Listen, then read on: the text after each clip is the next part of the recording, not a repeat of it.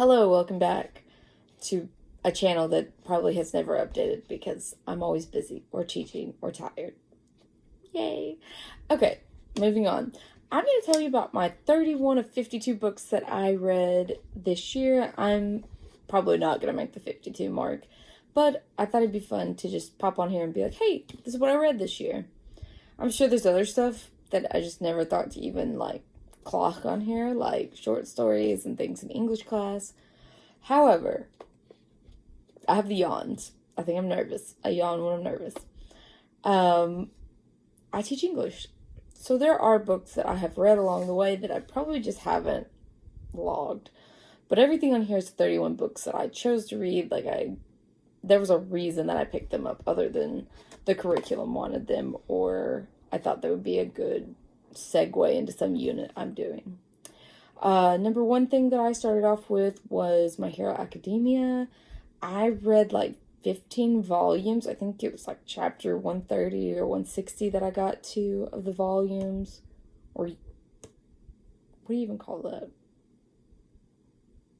I guess they're just called chapters, but basically if you're not familiar with manga, a volume contains several chapters, obviously. So it wasn't one book that had 160 chapters. It was 15 books, and you do the math. I'm an English teacher.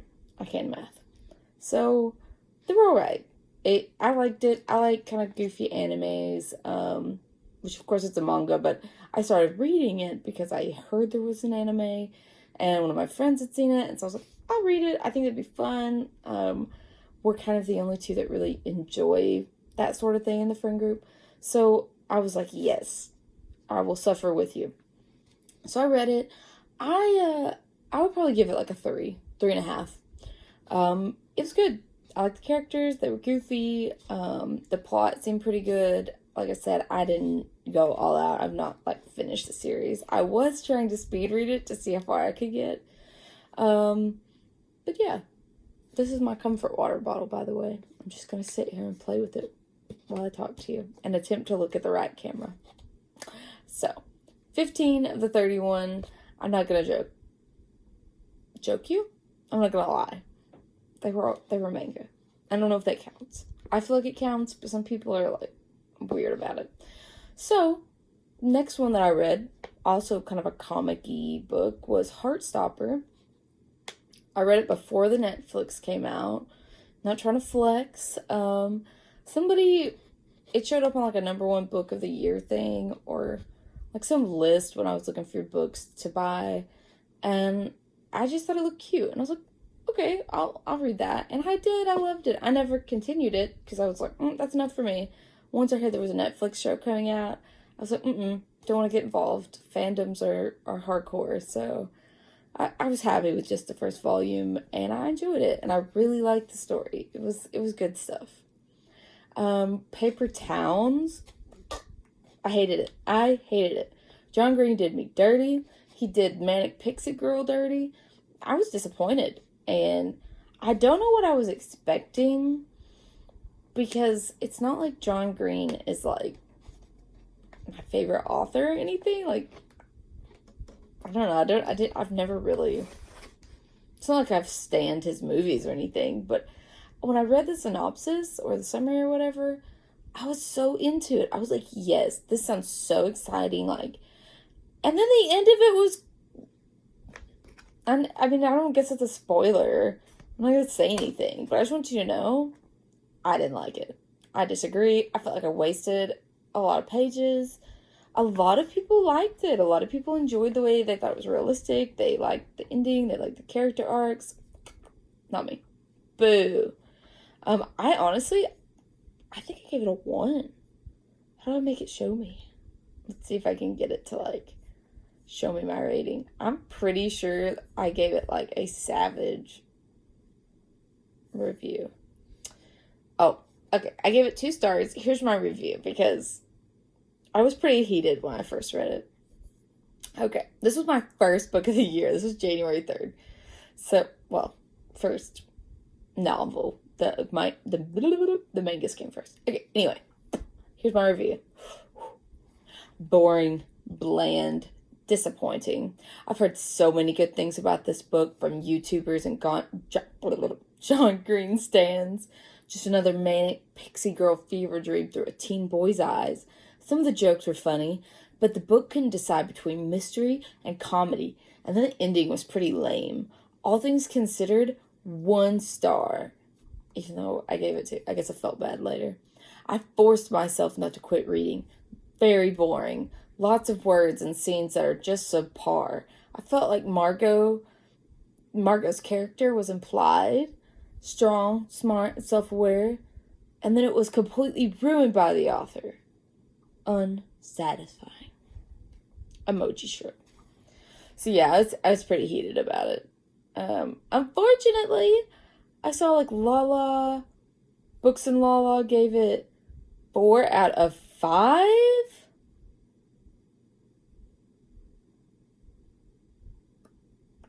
I was reading the question. Somebody's like, did anyone else feel disappointed? And people are like, that's the point. No, the point was to enjoy it. Okay, moving on. Because I'm still angry about that book. And it's literally like 10 months later. I read the Enneagram Made Easy. I really enjoy the Enneagram, even though I'm sure it's like made up cult stuff or something. It's like the Zodiac. I don't have to believe in it to enjoy it. So I read it. I am a type 6. I just think it's so cool that it can be that spot on, which I guess it's just like, of course it would be spot on, like you're self-diagnosing or like choosing the personality traits or the quizzes. That I just think it's neat that it can be so accurate. And I love the idea that you have like a bad version of you. Like if you are unhappy or frustrated or angry, like you have this wing that will come out, I guess. No, that's wrong. Wing is your personality. Basically, like you act a certain way when you're really down and you act a certain way when you're really happy, but you are actually this middle person. If you were just like chilling, you should read it. It's worth it. It's a quick read. It was like 100 pages, but of those 100 pages, you would pick your type after you took the quiz, and it's about the type. So, I mean, it could be as little as 20 pages if you just wanted to read about your type. Dawn of the Jedi. I may never have uploaded this review. All I'm saying is I wrote a nasty review. I had a terrible start to the year. Let me just open this, because I gave it, again, I'm obviously nicer now. I gave it 2 stars. I think it was because I decided to start using like the actual Goodreads thing, and when you hover over the stars, a 4 is that you really liked it, 3 is liked it, 2 is it was okay, and 1 is like I did not like. And because I'm OCD, like for realsies, not a joke, like really, one of the ways this shows up is that if something is going to recommend me things, I can't, like, I'm worried I'm gonna mess it up. So I couldn't give it a 1 because I didn't hate it, and I don't never want to be recommended Star Wars again. But it sucked, so I had to put it was okay, because I did not like it. Not one bit. I'm just going to read you one line, because I can't remember if I already did this, but I gave it 2 stars, and I said, if I never saw this character again, it would be too soon. I hated that book. It put me in a reading slump. I almost didn't read after that. I'm pretty sure I took like a 2-month break. It hurt. It hurt me inside. It hurt deep. And I had such high hopes for it. I was going to start the whole Star Wars timeline from like whatever era that was, Dawn of the Jedi, to like the now, like post Raylo.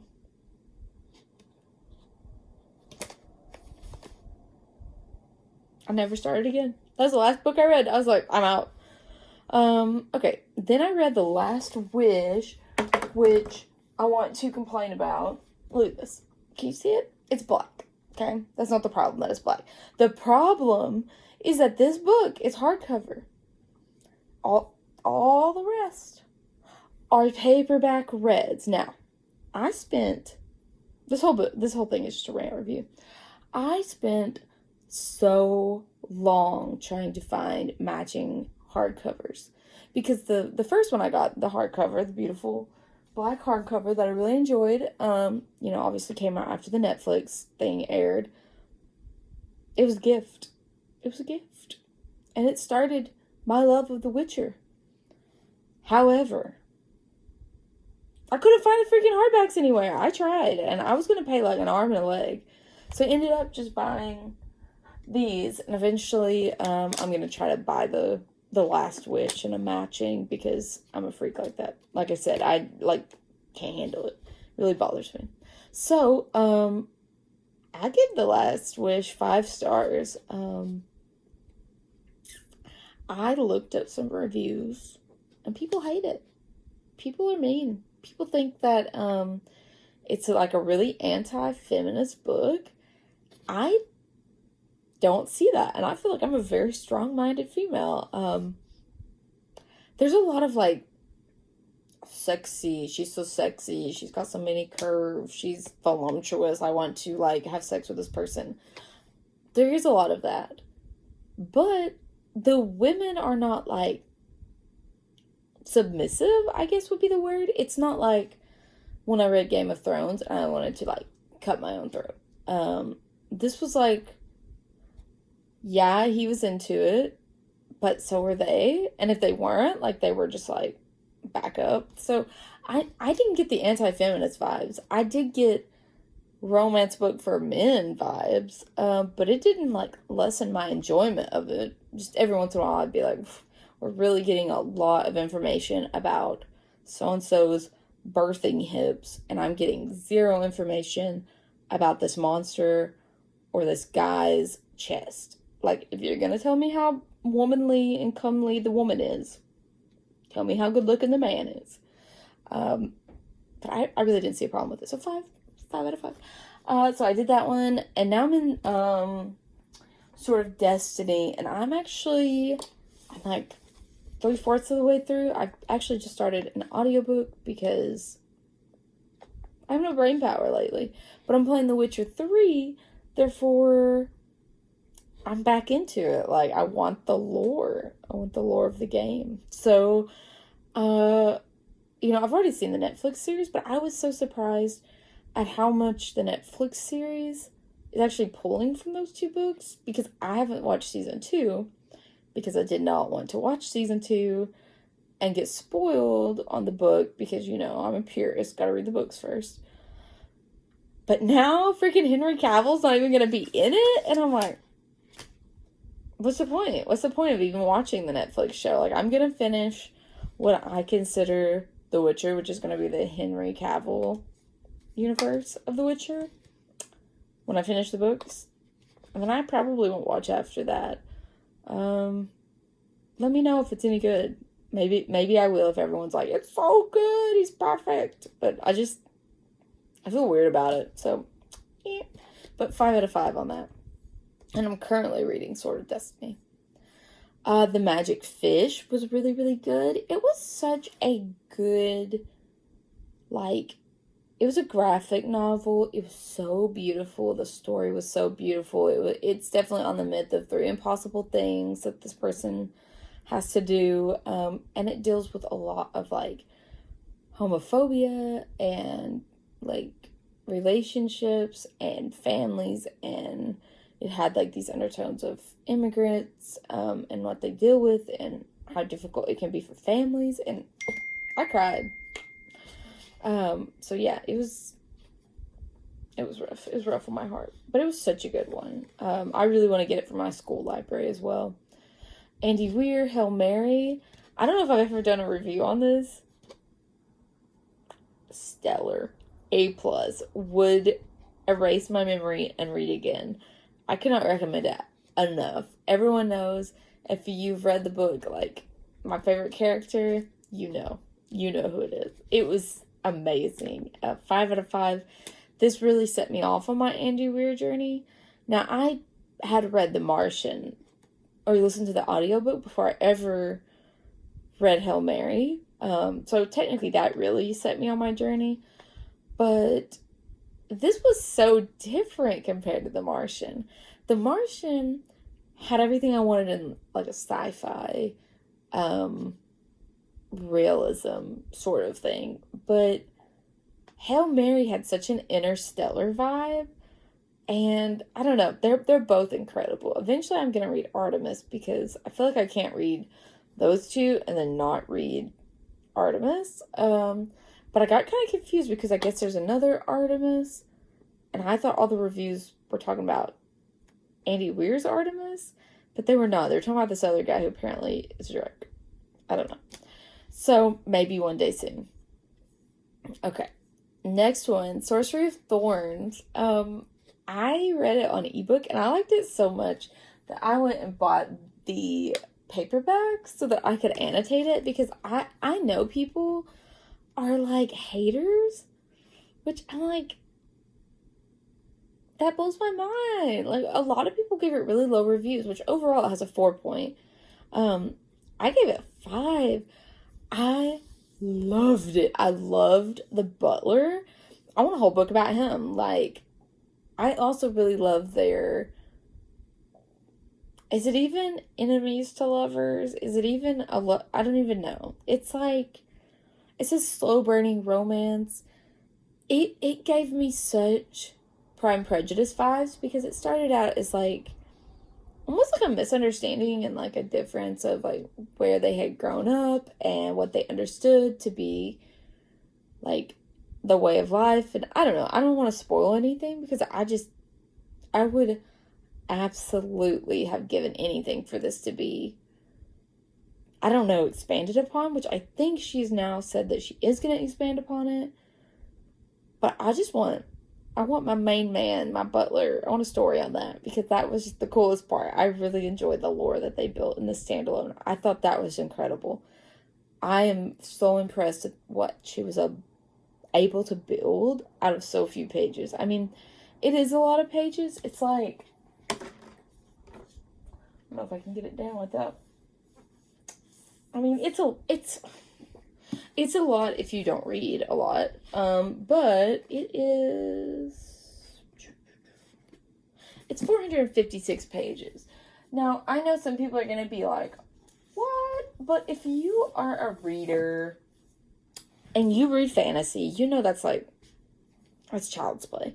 So I would compare it to like Howl's Moving Castle, which I know you can't really see my shelf, but it felt like a Howl's Moving Castle, Pride and Prejudice sort of thing, with a little bit of like Harry Potter, like, would it be aesthetic atmosphere? That's what I would say. I would say it's Howl's Moving Castle type of fantasy with Pride and Prejudice's relationships and Harry Potter's like atmosphere. Yeah. Have I sold you on it? Go read it and then tell me what you think about it. I DNF'd The Stand-In. This is terrible of me. I really liked it. The Stand-In by Lily Chu. Of course, it's an audiobook original, I believe. And it was just too slow. It got to a point where I think they were going to get together, like the main character and her love interest. But then I just like couldn't. I was like, I'm bored. So I think I set it down at like the 70% mark, which is terrible, because I was really enjoying it. So I did DNF it. Maybe one day I'll go back to it. I also read like In the Flow, which is a hormonal like nonfiction book about eating and working around your lunar cycle. Like, there was some, I don't know. I'm sure there's something to it, but it felt a little odd and a little preachy. And a lot of the information I got from it could have been in like 5 pages instead of like 300. It was just a lot of the author's stories and like issues and how people told her one thing and didn't know anything about the female body, but it made it hard. It made it hard for you to learn about the female body because, like, you couldn't get through her tangent. So there's that. Next, I read Enneagram Type 6 and Type 1. They were like a 200-page book on both, just about those specific personality types because my mother and my husband are both Type 1 personalities. I'm a Type 6, as I said earlier. And I just felt like it helped me learn more about them. Even if there isn't a lot of science to back it up, I think it helped me understand some of their core fears. Like mine would be security versus theirs is stability and control. And so it was just really interesting to read about those personality types. I also read Comfort Me with Apples, which has such Don't Worry Darling vibes. I've not watched the movie. I'm probably not going to watch the movie. None of those actors are really my cup of tea. I like Florence Pugh from what I've seen of her, but I don't know. Like, there was just so much controversy with that movie. So the vibes of that movie are absolutely Comfort Me with Apples. Now, I give it 4 stars because I hated the ending and thought it was terrible, and it made me so upset, which is a theme. If I don't like the ending of the book, like, I just feel like it's such wasted time. But thankfully, Comfort Me with Apples is only about 80 pages, and I thought it was such an interesting, atmospheric horror that I made my co-teacher read it. I was like, first hour, read this book, because I knew he could read it as fast as I could. So he read it, and he was actually the one that sent me the trailer of Don't Worry Darling and said, like, this has Comfort Me with Apple vibes. If you haven't read the book, I absolutely recommend it. I won't spoil anything, so I won't say anything else because I don't know how to talk about it without spoiling it, but I enjoyed it.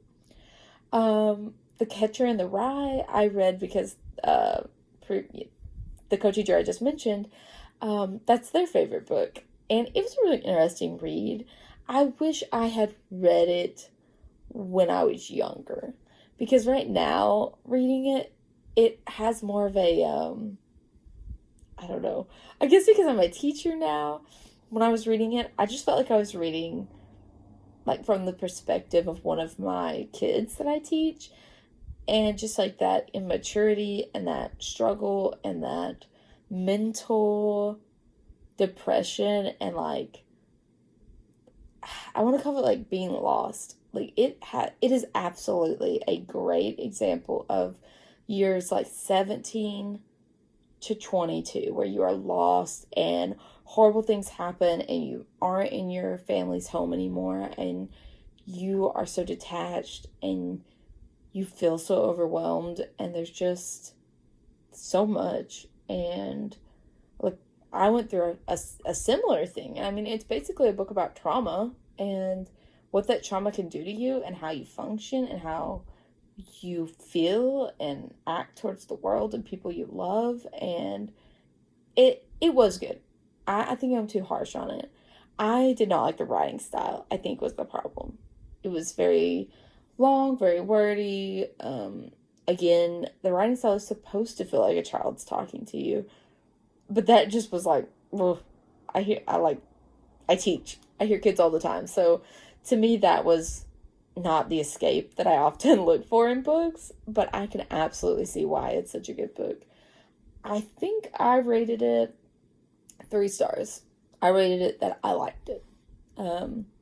Then I read Shadow of Night and The Book of Life, which are both like 700-page books in the span of like 4 days. I read Shadow of Night in a couple of days, ebook, and I actually started it because my mother had started the show and she's obsessed, and that got me back into it. I had quit after A Discovery of Witches because I didn't want to read a historical book, and that was kind of what the second book was supposed to be, was they were going to time travel. It ended up being fine. I didn't mind. The time traveling / historical aspect was not so intense that, like, I didn't enjoy it. I'll just leave it at that. I love some of the characters. Gallaglass, girl, like, I like Matt. I like him. But I like Gallaglass. Like, if he had been the first one, I'd have been like, bye-bye, Matt. Like, Auntie needs to date Gallaglass. I will say that leads me into the Book of Life, which I really did enjoy.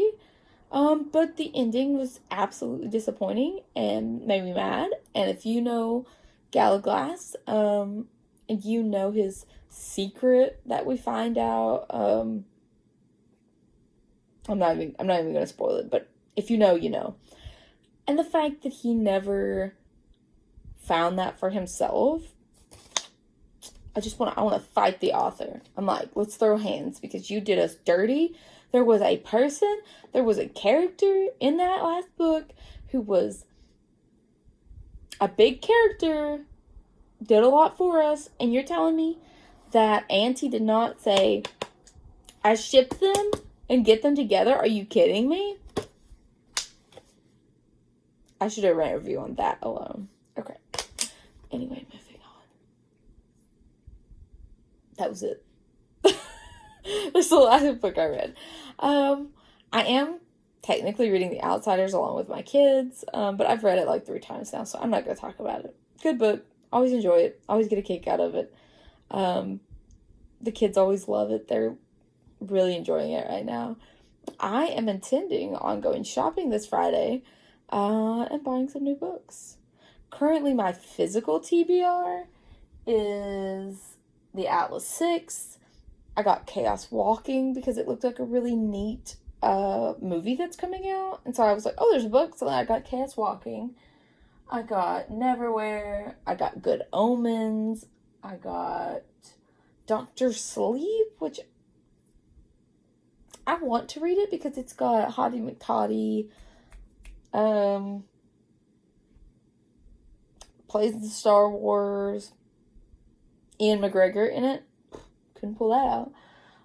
But will I ever get to it? I don't know. I started a faux love story and Emergency Contact, but they were kind of, I don't know. Maybe I'll read those to get closer to my 52, but they were both pretty boring in the start. And I was like, okay, I'm over it. Then I got this book, Permanent Record, which is also by the Emergency Contact author, at Dollar Tree for $1. So either the book is terrible or I lucked out. I don't know. I haven't read it yet. But the cover was really pretty. Over here. Oh, I DNF Dorian Gray.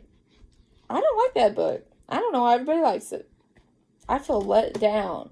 I thought it was going to be a supernatural book. I thought it was going to be really cool. I thought he was going to be like a vampire.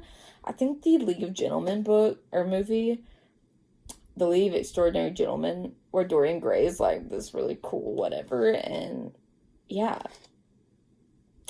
that's not what it is at all. I was like, I'm out. So anyway, yeah, 31 books out of 52. I think that's pretty good. Considering that I'm